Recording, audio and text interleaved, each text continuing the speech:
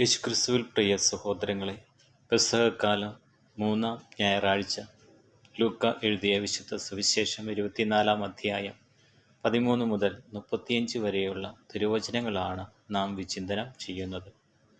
എമ്മാവുസിലേക്കുള്ള 2 ശിഷ്യന്മാരുടെ യാത്ര നമ്മുടെയൊക്കെ വിശ്വാസ ജീവിതത്തിൻ്റെ പ്രതിബിംബമാണ്.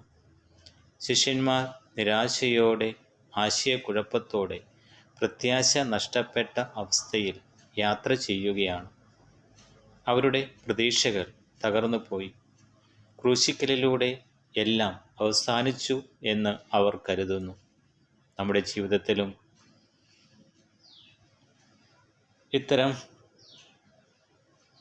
നിമിഷങ്ങൾ ഉണ്ടാകാം.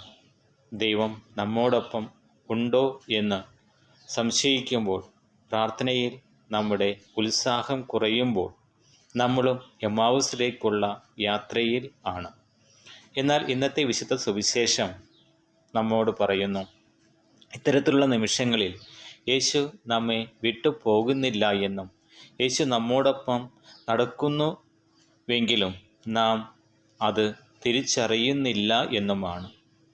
യേശു ശിഷ്യന്മാരോടൊപ്പം നടക്കുകയും അവരുടെ ദുഃഖം കേൾക്കുകയും ചെയ്യുന്നു. പിന്നെ വിശുദ്ധ ലിഖിതങ്ങൾ വിശുദ്ധീകരിച്ച് അവരുടെ ഹൃദയങ്ങളെ ജ്വലിപ്പിക്കുന്നു. അതേ പ്രിയ സഹോദരങ്ങളെ, ദൈവവചനം നമ്മുടെയൊക്കെ ജീവിതമാവുന്ന അന്ധകാരത്തിൽ വെളിച്ചമാവുകയും നാം ദൈവവചനം കേൾക്കുകയും ധ്യാനിക്കുകയും ചെയ്യുമ്പോൾ നമ്മുടെ മനസ്സും ജ്വലിക്കപ്പെടുകയും വേണം. വിശുദ്ധ കുർബാനയുടെ വലിയ അടയാളമാണ് അപ്പം മുറിച്ചപ്പോൾ യേശുവിനെ അവർ തിരിച്ചറിയുന്നത്.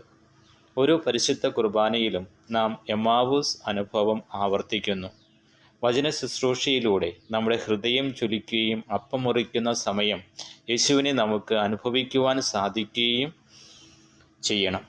ശിഷ്യന്മാർ അപ്പോൾ തന്നെ എഴുന്നേറ്റ് ജെറുസലേമിലേക്ക് തിരിച്ചു പോവുകയും ശിഷ്യന്മാരെ കാണുകയും വഴിയിൽ വെച്ച് സംഭവിച്ചതും അപ്പം മുറിക്കുമ്പോൾ തങ്ങൾ അവനെ തിരിച്ചറിഞ്ഞതും വിവരിക്കുന്നു.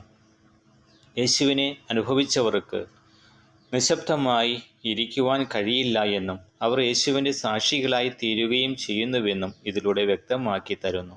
നമ്മുടെ ജീവിതത്തിൽ നാം ദൈവത്തെ തിരിച്ചറിയുന്നുണ്ടോ? ദൈവവചനം നമ്മുടെ ഹൃദയത്തെ ജ്വലിപ്പിക്കുന്നുണ്ടോ? പരിശുദ്ധ കുർബാനയിൽ യേശുവിനെ നാം അനുഭവിക്കുന്നുണ്ടോ?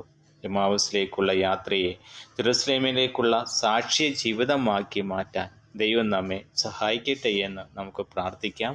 ആമേൻ.